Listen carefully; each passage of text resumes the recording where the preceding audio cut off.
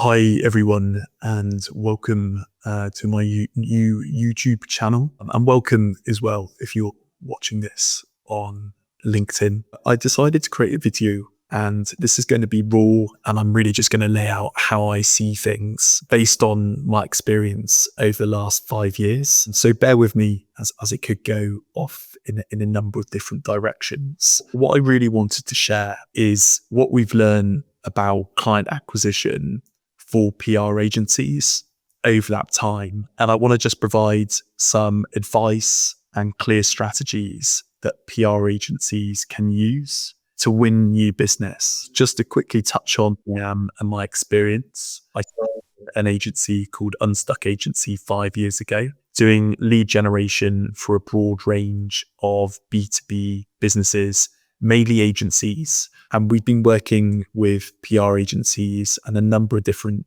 types of businesses over that time. We have since niched down to exclusively focus on PR, simply because that's where we've had the best results. It's where we've had the biggest wins and the stickiest clients. And we work with a fairly equal split of PR agencies in North America, in the United States, mainly on the coast. So New York, as well as San Francisco and some in LA, and UK agencies spread across the UK, mainly London. We mainly work with agencies with, I'd say, a minimum of 5 people. Some of our clients have over 100 people working at them. One of our clients, which we won't name, has over 1,000 people. It's a major comms and marketing agency. And we've got some really useful insight in terms of what agencies are doing, the ones that are consistently growing, as well as the ones that aren't growing as consistently. And I think if we go back a few years within the PR space, or even just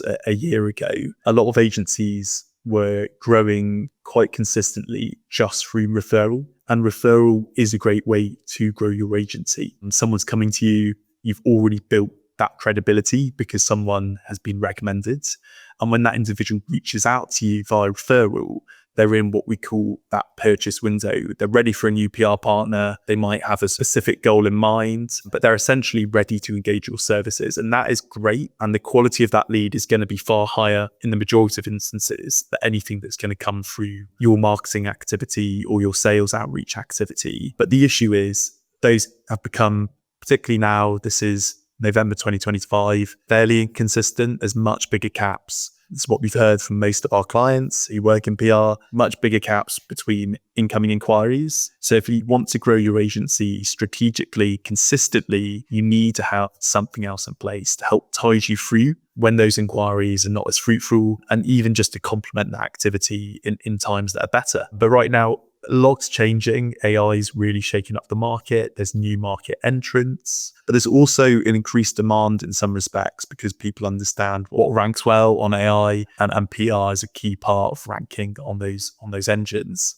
There's a lot of opportunity, even though times are tough. What we've also observed, and this is speaking to PR agencies that we work with, is that there's a trend of internationalizing comms, particularly at larger companies, but also at medium-sized businesses. So in response to slower growth domestic markets, say in the UK and Europe, or turbulent markets and turbulent economic markets, as well as political markets, such as in the United States, there is a trend to try and internationalize comms and internationalize product offerings or service offerings in response to that. And it makes a lot of sense. If your economy is growing slowly and there's lukewarm demand for your product or services, it makes sense to try and find greener pastures. And PR agencies are really key in helping businesses do that, be it launching in a new territory, raising profile, establishing category leadership, or just driving awareness overseas as well as in their domestic markets. That's a really core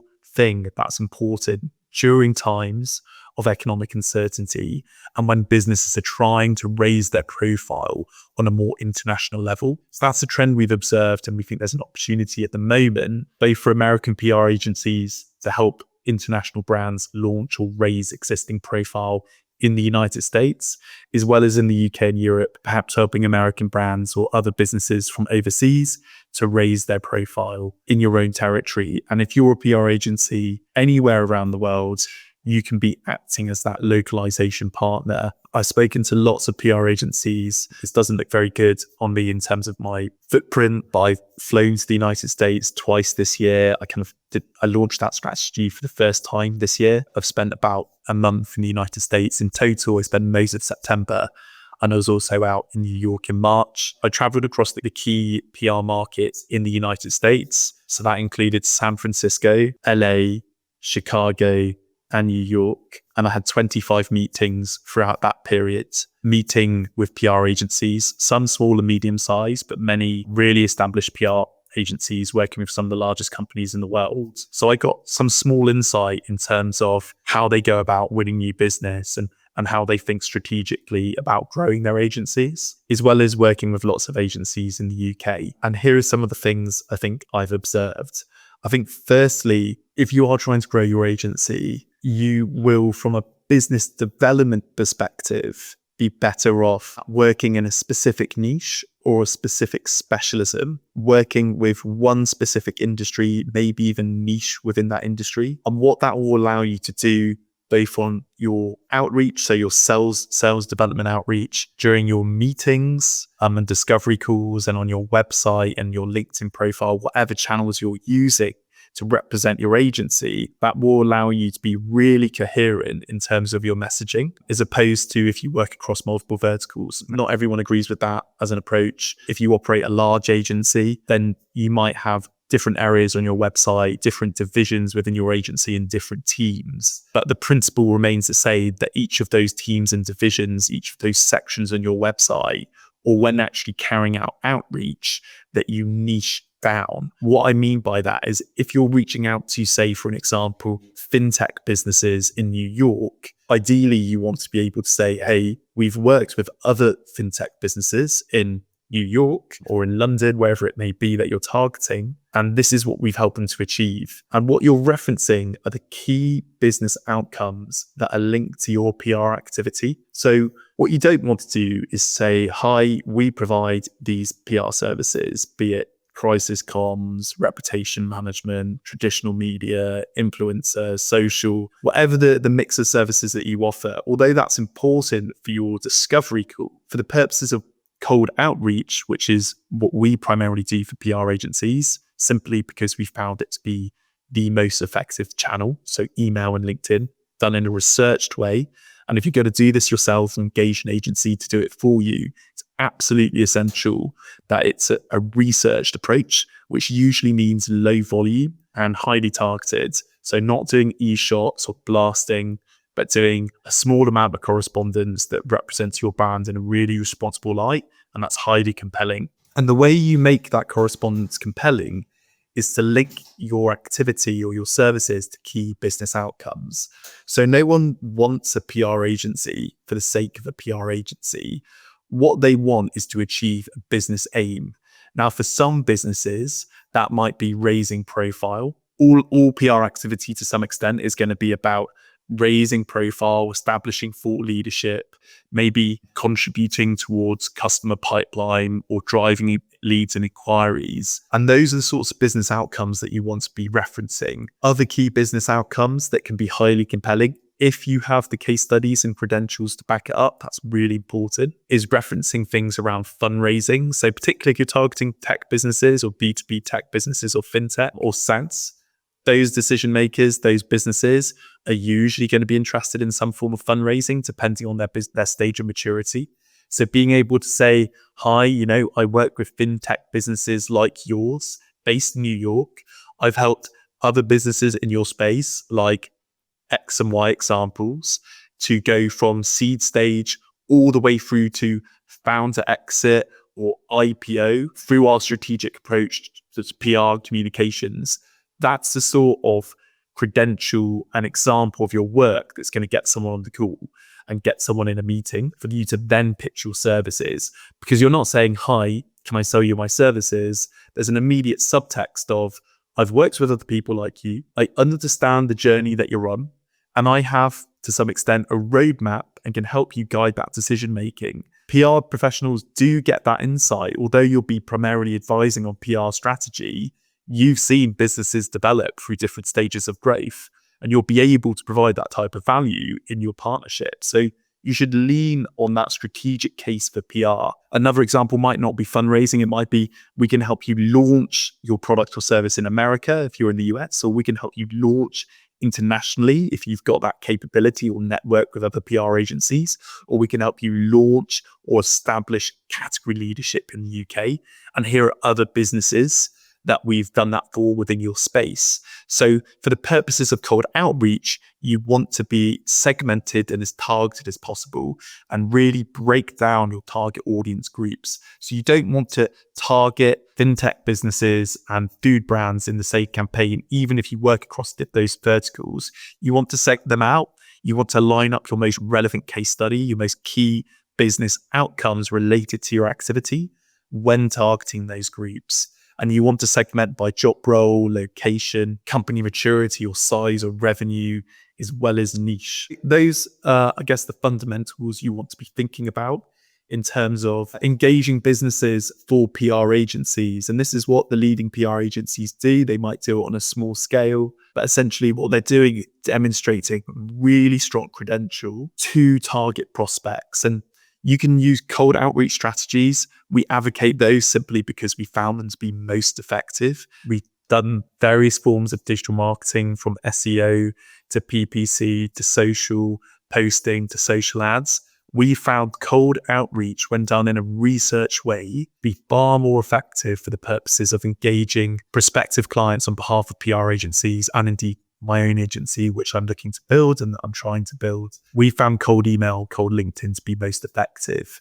When I say the word cold email, what populates in your mind is probably a negative image, and that's understandable. The vast bulk of cold correspondence sent is low quality, and what you're aiming to do is send out something that feels genuine and there's research and is linked to key business outcomes and rooted in your credibility, so that your examples that you can reference about the work you've done in their space, that's how you're going to differentiate yourself from the majority of cold correspondence.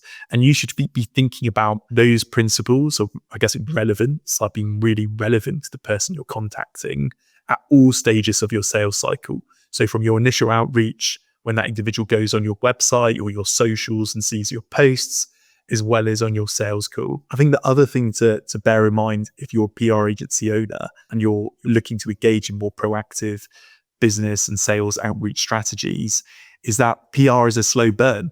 Prospects may only be in what we call that purchase window once every 6 months, once a year, maybe once every 3 years, depending on the nature of their proposition.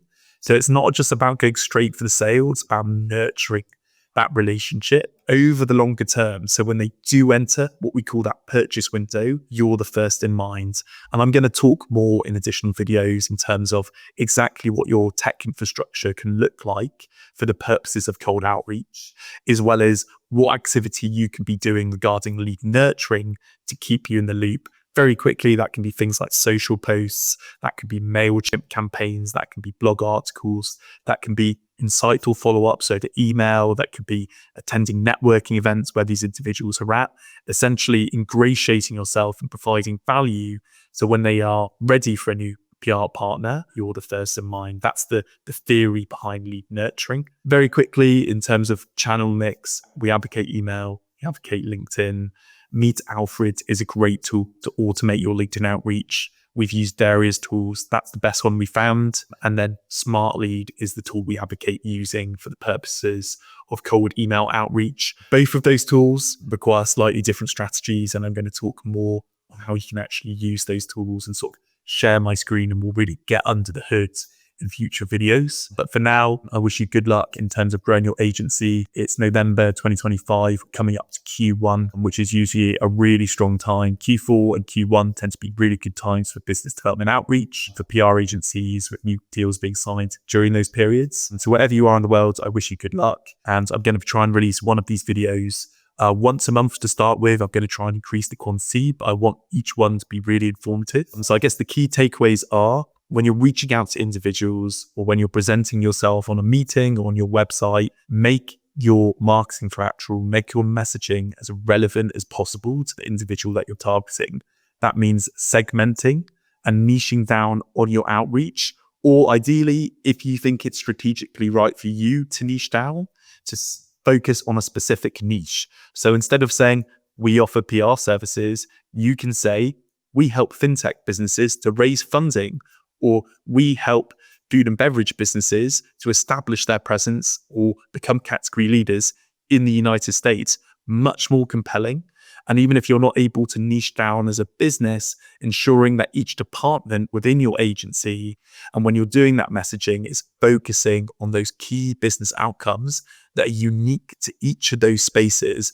That's what the leading PR agencies are doing. And then meeting these individuals, ideally in person, we definitely see an uptick in terms of conversion rate when I've actually met someone and when our clients meet prospective clients. But at the very least, having virtual meetings and then nurturing those relationships over time. Thank you. Feel free to drop me a DM on LinkedIn or reach out to me via my website if you've got any questions, and good luck with your agency.